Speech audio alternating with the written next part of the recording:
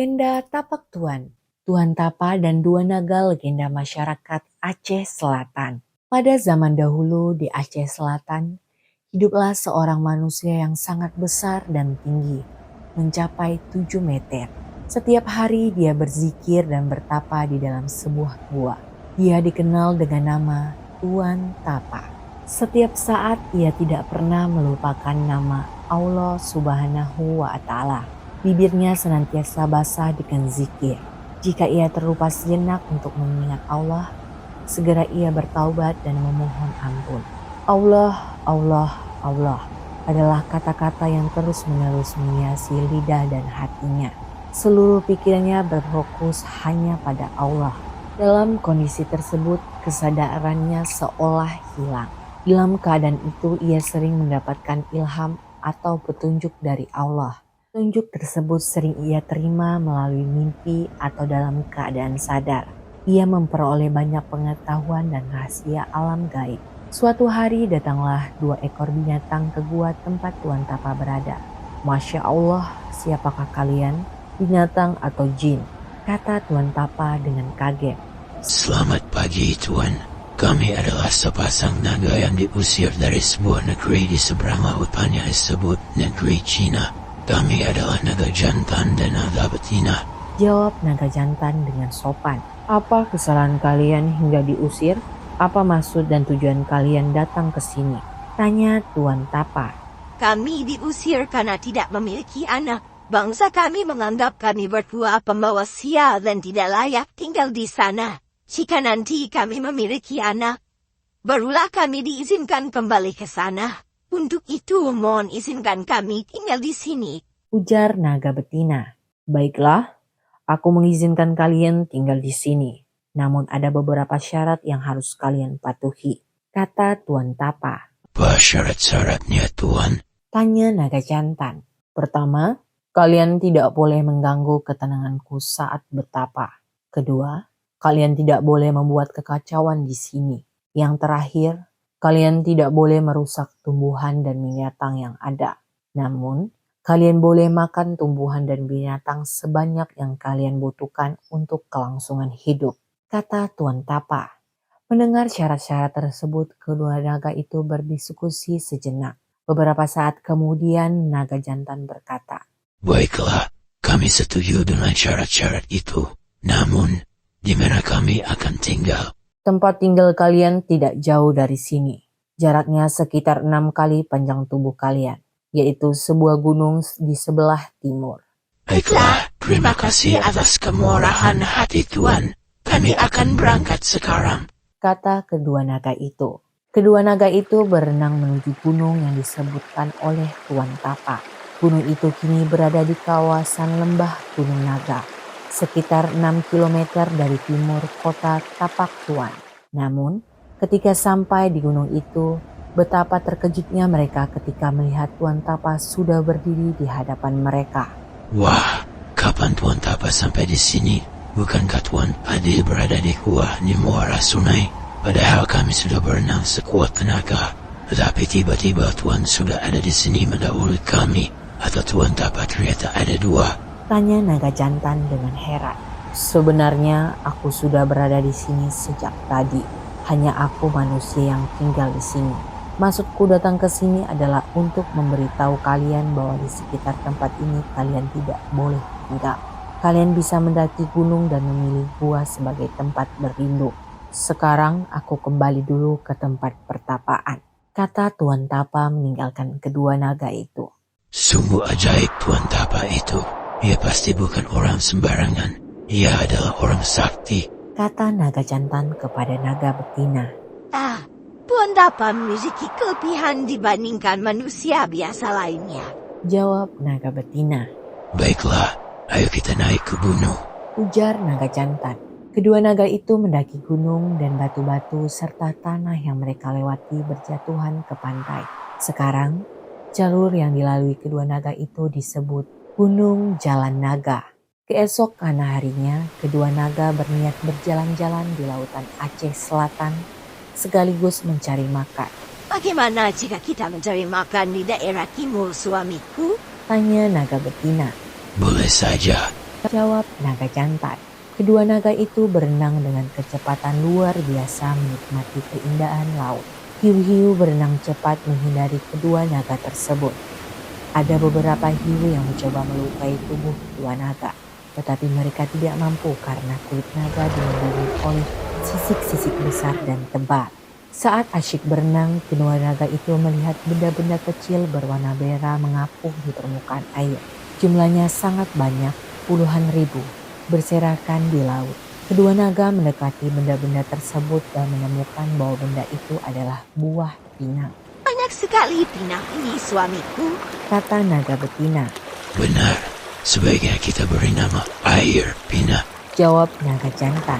Hingga saat ini daerah itu masih ada dan disebut Desa Air Pinang. Mereka melanjutkan perjalanan dan dengan mudah menyedot sekawanan ikan-ikan di sekitar batu karang. Saat sedang asyik menghisap ikan kecil, tiba-tiba sebuah bukit kecil terbang menuju tepi pantai. Melihat kejadian aneh itu, kedua naga berhenti memangsa ikan. Apakah bukit itu benar-benar terbang atau ini hanya mimpi? Tanya naga jantan. Ya, bukit itu benar-benar terbang suamiku. Jawab naga betina. Tidak lama kemudian bukit itu turun perlahan tidak jauh dari tempat kedua naga. Saat ini daerah itu masih ada dan menjadi pemukiman bernama Pemukiman Terbangan. Daerah ini termasuk dalam Kecamatan Pluit Utara, sekitar 17 km dari Tapak Tuan. Kedua naga melanjutkan memangsa ikan-ikan kecil dan kemudian kembali ke gunung tempat mereka tinggal. Suatu hari seperti biasa, kedua naga kembali berenang ke lautan mencari makan. Kali ini mereka menuju barat. Mereka menyusuri kawasan pantai menuju daerah barat, membelah ombak besar. Hari ini ombaknya besar suamiku. Seru naga betina. Tidak apa-apa istriku. Kita perlu menjelajahi daerah baru. Mungkin di sana kita akan menemukan hal aneh seperti yang kita lihat di timur. Kata naga jantan. Setelah berenang beberapa saat, mereka melihat sekelompok udang besar berenang menuju muara sungai. Ayo cepat suamiku, kejar udang-udang besar itu. Seru naga betina. Kedua naga berenang semakin cepat. Setelah dekat dengan kelompok udang, mereka menghirup air laut kuat-kuat sehingga seluruh udang masuk ke dalam perut mereka. Hingga kini tempat itu disebut Desa Air Berudang dan termasuk salah satu desa di Kecamatan Tapak Tuan. Ketika kedua naga hendak pulang ke gua, mereka mendengar suara tangis bayi dari tengah lautan. Suara itu semakin lama semakin jelas dan keras. Oh, suara itu seperti datang dari tengah laut. Suamiku, ayo kita berenang ke sana. Seru naga betina. Saat sampai di tengah laut, kedua naga sangat terkejut. Mereka melihat seorang bayi terapung di dalam sebuah ayunan dari anyaman rotan. Aneh, ayunan rotan itu tidak kemasukan air. Padahal anyaman rotan ini jarang-jarang.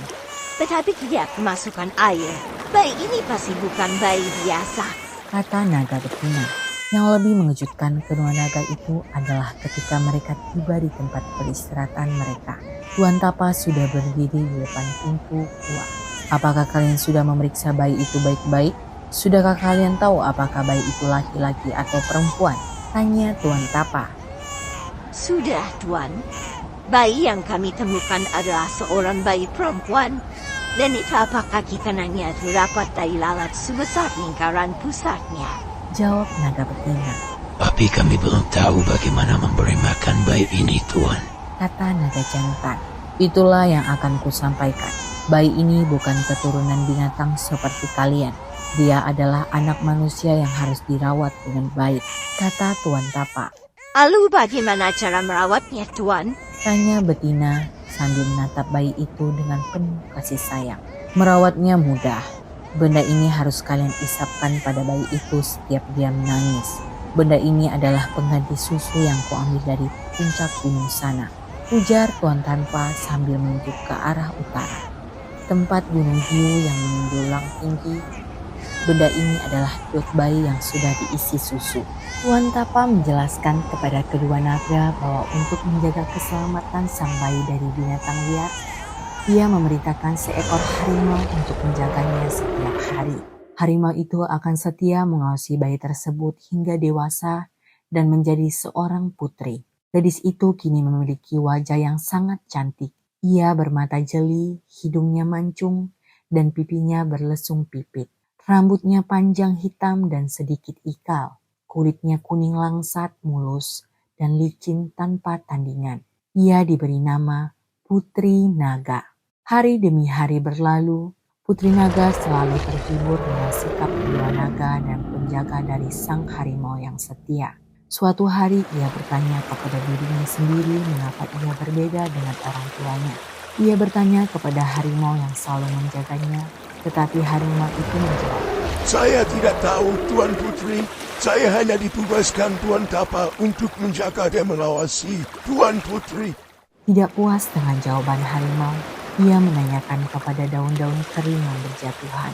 Saya tidak tahu mengapa harus berubah warna dari hitam jadi kuning ke coklatan, kemudian jatuh dari dahan dan jatuh ke bumi. Untuk itu coba Tuan Putri tanyakan pada sang awan. Kata daun itu. Kemudian Putri Naga bertanya kepada sang awan, "Oh Tuan Putri, saya ini hanya kumpulan air yang mengalir melalui berbagai sungai besar dan kecil di bumi. Untuk itu tanyakan saja pada bumi," jawab sang awan.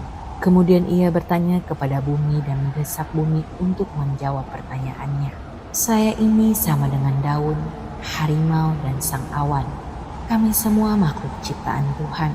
Saya tidak begitu tahu asal-usul Tuan Putri. Coba tanyakan saja kepada Tuan Tapa," jawab bumi. Saat itu juga Putri Naga bergegas pergi ke tempat Tuan Tapa. Namun tiba-tiba Tuan Tapa sudah berdiri di hadapannya. "Wahai putri bungsu, kamu adalah anak seorang raja. Ketika kamu masih kecil, kamu hanyut di tengah lautan. Saat kamu terapung di lautan, kedua naga itu datang menyelamatkanmu dan menganggapmu sebagai anaknya.